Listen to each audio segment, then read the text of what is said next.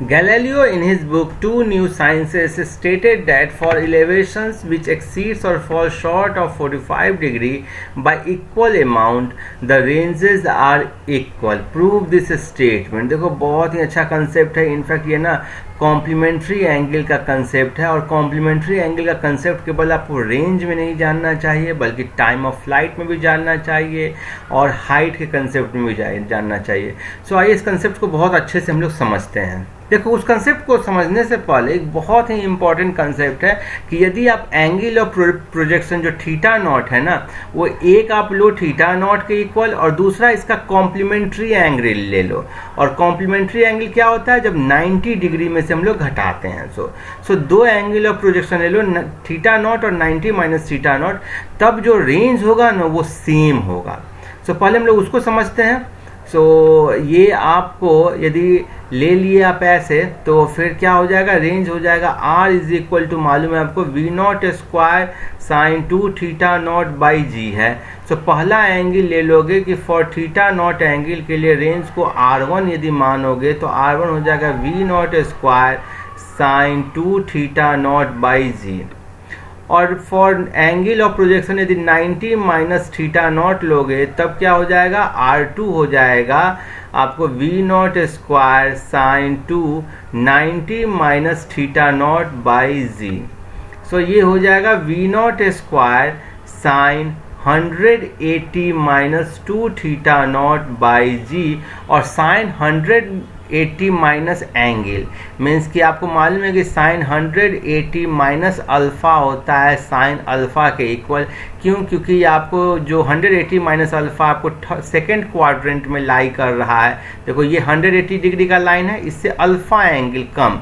इस क्वाड्रेंट में हो गया, और इस क्वाड्रेंट में साइन का वैल्यू पॉजिटिव होता है.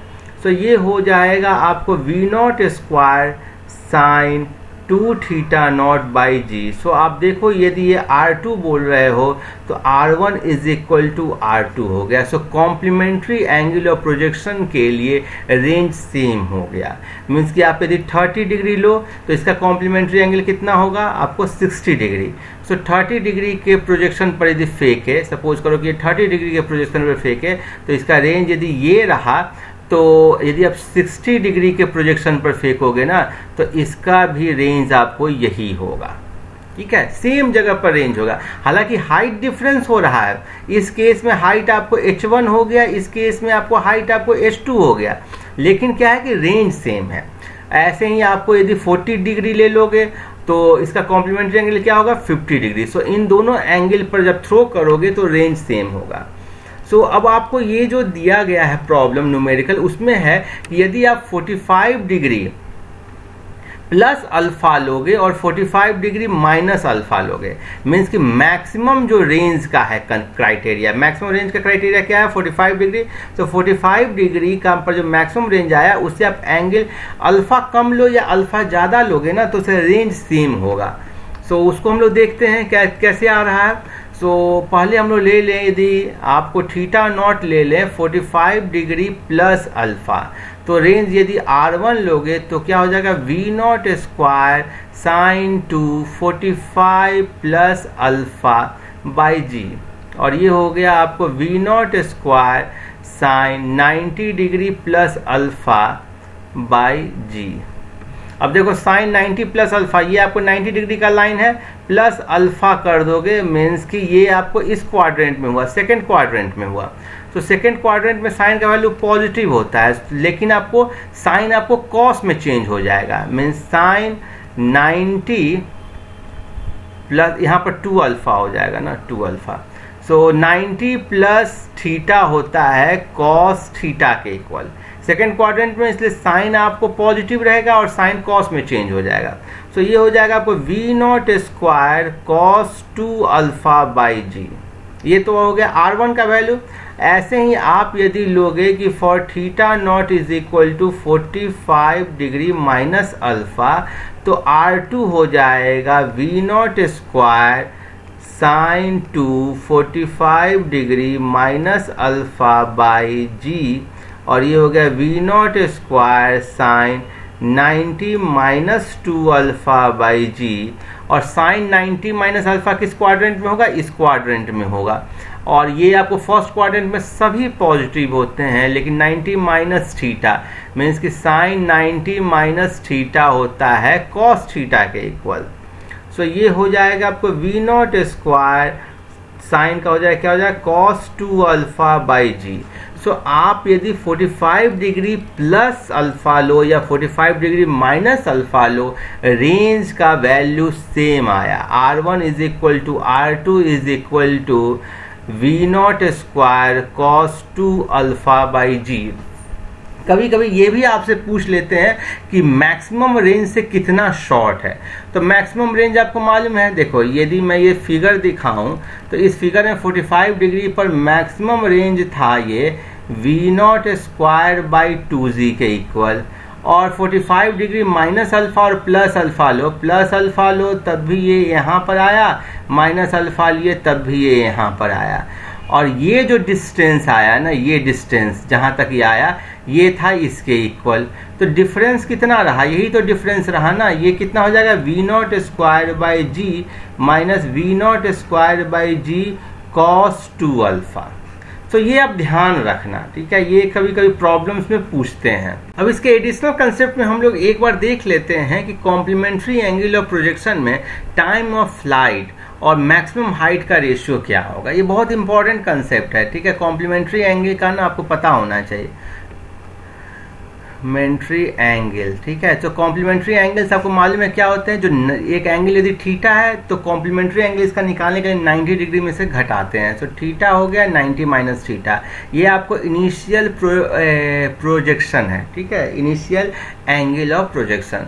तो टाइम ऑफ फ्लाइट का फॉर्मूला आपको मालूम है। टाइम ऑफ फ्लाइट का फॉर्मूला होता है V not sine theta not, आगे में 2 लगा दो, बाई जी, ठीक है। सो इनिशियल एंगल यदि थीटा लोगे तो टाइम t1 हो जाएगा 2 V not sine theta by g. और यदि आपको रेशियो निकालना है तो t1 बाई t2, दूसरा आपको क्या है 90 minus theta, so 2 V not sine 90 minus theta by g. तो कॉम्प्लीमेंट्री एंगल ऑफ प्रोजेक्शन के लिए जो क्या होता है टाइम का रेशियो, वो इम्पॉर्टेंट है समझना। तो ये सब कैंसिल हो गया, ऊपर हो गया साइन थीटा, नीचे हो गया कॉस थीटा, और यहाँ से हो गया t1 by t2 is equal to tan theta. So complementary angle of projection के लिए रेशियो ऑफ टाइम होता है tan थीटा के इक्वल। फिर ये हो गया ratio of time. Ratio of range, ratio of ranges. So ratio of range आपको जहाँ मालूम है R1 बाई R2 इक्वल होता है कॉम्प्लीमेंट्री एंगल के लिए, तो 1 हो जाएगा। फिर ऐसे ही आ जाएगा यदि आपसे पूछा जाए कि ratio of height, so ratio of height ये क्या हो जाएगा h1 by h2। So h1 का हाइट का फॉर्मूला आपको मालूम है क्या होता है? V not square sine square theta not by 2z। और कॉम्प्लीमेंट्री एंगल के लिए क्या हो जाएगा? V not square sine square 90 minus theta by, ये थीटा है तो ये 90 माइनस थीटा है बाई 2z। तो ये कैंसिल हो गया, ये कैंसिल हो गया, ये ऊपर में हो गया साइन स्क्वायर थीटा, नीचे में हो गया कॉस स्क्वायर थीटा, ये इक्वल हो गया tan स्क्वायर थीटा के। सो कॉम्प्लीमेंट्री एंगल के लिए यदि आप थीटा का वैल्यू 45 डिग्री रखोगे ना, तो आपको हाइट का रेशियो भी सेम होगा, ठीक है। हाइट का रेशियो भी क्या होगा? आपको 1 होगा। लेकिन यदि थीटा का वैल्यू आप 30 डिग्री रख दोगे तो कितना हो जाएगा हाइट का रेशियो? h1 बाई h2 हो गया 1 बाई स्क्वायर रूट 3 का whole square, that is 1 by 3। So clearly जब आप 30 डिग्री पर फेंकोगे तो उसका हाइट ना कम होगा, ठीक है। वो देखो यही आ गया, यहाँ से आ जाएगा h2 is equal to 3h1। ये एंगल कितना है? h1 आपको लाया गया है 30 डिग्री पर और h2 है कॉम्प्लीमेंट्री एंगल पर, मीन्स कि 60 डिग्री पर। सो आप 30 डिग्री पर यदि फेंकोगे ना तो इसका आपको ये रहा हाइट, और 60 डिग्री पर हिट करोगे फेंकोगे तो इसका हाइट ये हो गया। रेंज सेम रहा लेकिन ये हाइट यदि h आया तो ये हाइट कितना आया? 3h के इक्वल आया। सो बेसिकली यही सब कंसेप्ट है कि कॉम्प्लीमेंट्री एंगल का कंसेप्ट है। यहाँ पर केवल आपके बुक में दिया गया था 45 डिग्री प्लस अल्फा और 45 डिग्री माइनस अल्फा का। देखो देखो आपके बुक में बस यही कंसेप्ट दिया गया था 45 डिग्री प्लस अल्फा और 45 डिग्री माइनस अल्फा के लिए आपको प्रूफ करना था। सो 2 थीटा नॉट हो गया था 90 degree plus 2 alpha, 90 degree minus 2 alpha, और इससे ये आपको सेम आ गया था cos 2 अल्फा। सो हम लोगों ने निकाल लिया है, ये सब को हम लोग अच्छे से थ्योरी में समझें। सो मेरे ख्याल में ये न केवल आप प्रॉब्लम समझे होंगे बल्कि बहुत सारे एडिशनल कंसेप्ट्स भी आप सीखे होंगे। सो आई एम श्योर आपको वीडियो काफ़ी अच्छा लगा होगा। Keep watching, happy learning, thank you.